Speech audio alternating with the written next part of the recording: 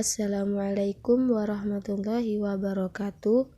Perkenalkan, nama saya Devi Mariski, NIM 2011190343, semester 3, Prodi Pendidikan Agama Islam, Fakultas Tarbiyah dan Keguruan, UIN Sultan Toha Saifuddin Jambi.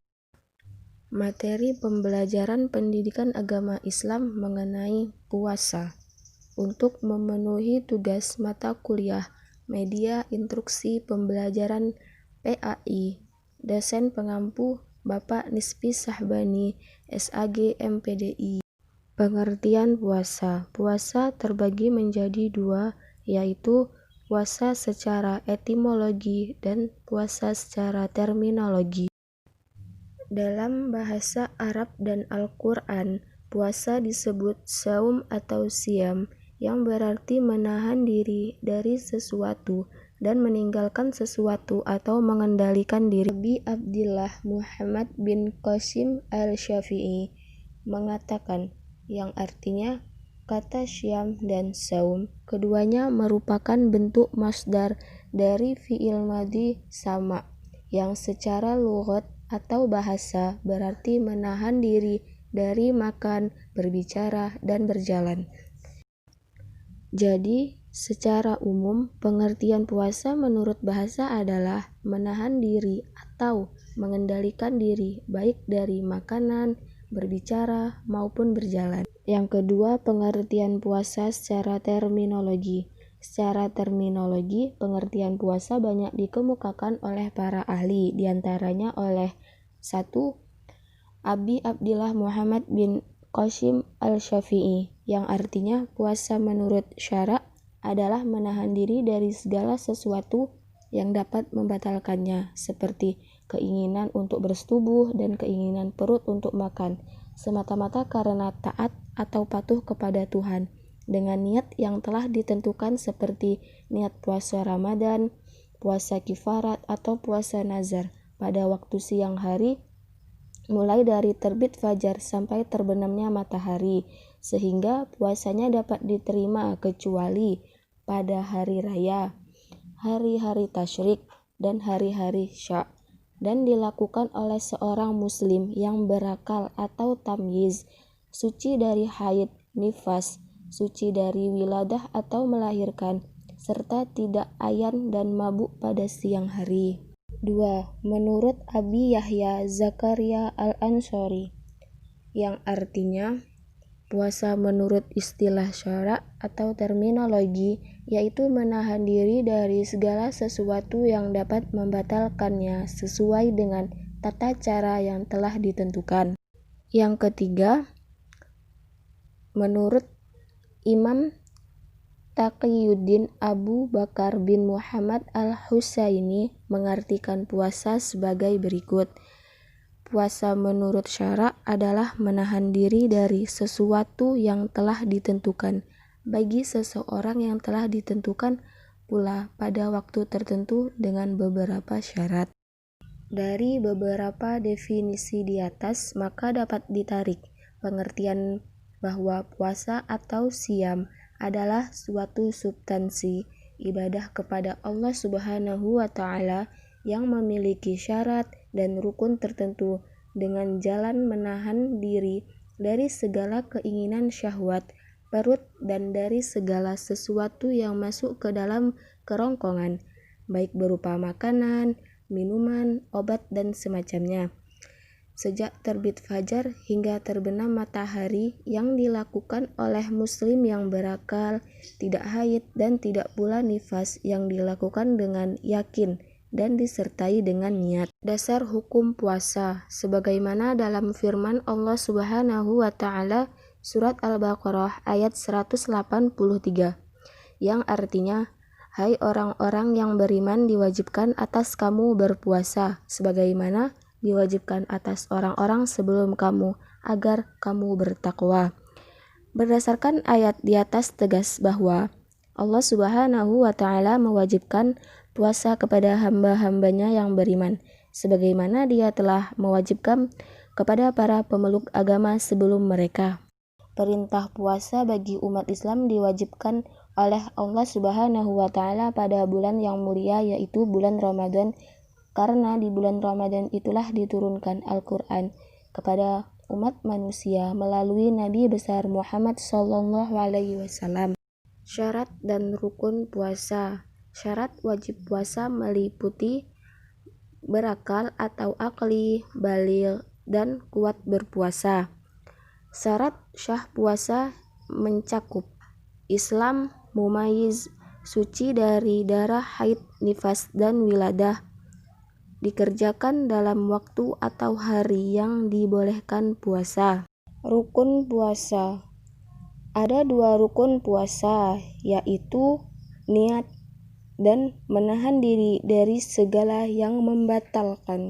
Waktu puasa. Allah Subhanahu wa Ta'ala telah memilih bulan Ramadan, yaitu bulan diturunkannya Al-Quran, untuk berpuasa pada bulan itu.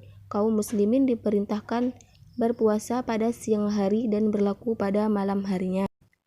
Menurut istilah fikih, ru'yah adalah melihat bulan untuk menetapkan 1 hari bulan Ramadan sebagai tanda mulai puasa dan 1 hari bulan Syawal untuk berhari raya. Sedangkan istilah hisab yaitu menetapkan 1 hari bulan Ramadan dan 1 hari bulan Syawal menurut perhitungan ilmu falak atau hisab. Dengan demikian, untuk mengetahui jatuhnya waktu puasa dapat dilakukan dengan melihat bulan atau ruqyah dan dengan ilmu falak atau hisab. Keringanan puasa. Puasa Ramadan diwajibkan bagi tiap mukmin yang aqil, yang sudah membedakan sendiri antara yang baik dan buruk, baligh atau sudah dewasa, dan qadir dan sehat jasmani. Kalau diperinci, orang-orang yang diberi kelonggaran adalah 1. Orang sakit dan orang yang dalam perjalanan. 2. Perempuan dalam haid atau menstruasi. Perempuan hamil dan perempuan yang menyusui anak. Yang ketiga, orang tua yang sudah lanjut umur tiada kuasa lagi berpuasa. Yang keempat, orang sakit yang tidak ada harapan lagi sembuh dari sakitnya. Yang kelima, mereka yang bekerja berat dan karena berat kerjanya itu tidak kuasa puasa. Jenis-jenis puasa. Yang pertama, puasa yang hukumnya wajib, yaitu puasa bulan Ramadan, puasa kifarat, puasa nazar, dan puasa qadlah. Yang kedua, puasa sunnah atau puasa tatawu'. Misalnya puasa 6 hari bulan Syawal, puasa hari Senin Kamis, puasa Arafah, 9 Zulhijjah, kecuali bagi orang yang sedang mengerjakan ibadah haji, tidak disunahkan. Puasa hari Asyura atau 10 Muharram, puasa bulan Sya'ban, puasa tengah bulan tanggal 13, 14, dan 15 bulan Qamariyah. Yang ketiga, puasa makruh, misalnya puasa yang dilakukan terus-menerus sepanjang masa kecuali pada bulan haram. Di samping itu, makruh puasa setiap hari Sabtu saja atau tiap Jumat saja. Yang keempat, puasa haram, yaitu haram berpuasa pada waktu-waktu tertentu. Misalnya pada hari raya Idul Fitri atau 1 Syawal, hari raya Idul Adha atau 10 Zulhijjah, hari-hari tasyrik atau 11, 12, dan 13 Zulhijjah. Hikmah puasa.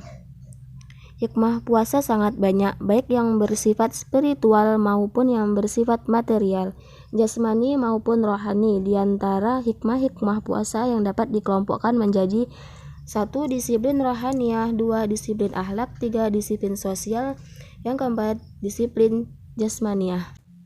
Dalam Al-Quran menyatakan bahwa tujuan puasa yang hendaknya dipegangkan adalah untuk mencapai ketakwaan atau la'lakum taqun. Takwa diambil dari kata yang bermakna menghindar, menjauhi, atau menjaga diri. Kalimat perintah ittaqullah secara harfiah berarti hindarilah, jauhilah, atau jagalah dirimu dari Allah Subhanahu wa Ta'ala. Secara ringkas, dapatlah dirumuskan hikmah puasa sebagai berikut. Pertama, tazkiyah al-nafsi atau membersihkan jiwa. 2. Puasa di samping menyehatkan badan yang sebagaimana yang telah diteliti oleh dokter spesialis. Yang ketiga, puasa mendidik iradah atau kemauan. mengendalikan hawa nafsu, membiasakan bersifat sabar, dan dapat membangkitkan semangat. Yang keempat, puasa dapat menurunkan daya seksual. Yang kelima, dapat menumbuhkan semangat bersyukur terhadap nikmat Allah Subhanahu wa Ta'ala. Yang keenam, puasa mengingatkan orang-orang yang kaya akan penderitaan dan kelaparan yang dialami oleh orang-orang miskin. Yang ketujuh, dapat mengantarkan manusia menjadi insan bertakwa. Menurut Hasbi As-Siddiqi, hikmah puasa itu telah diterangkan dalam Al-Quran, yaitu menjadi orang yang takwa dan menjadi tangga yang menyampaikan kita kepada derajat muttaqin. Jadi Allah Subhanahu wa Ta'ala memfardukan puasa kepada kita agar pertama untuk menanamkan rasa sayang dan ramah kepada fakir miskin, kepada anak yatim, dan kepada orang-orang yang melarat hidupnya. Yang kedua, untuk membiasakan diri dan jiwa memelihara amanah. Perlu diketahui bahwa puasa itu amalan Allah Subhanahu wa Ta'ala yang berat dan sukar.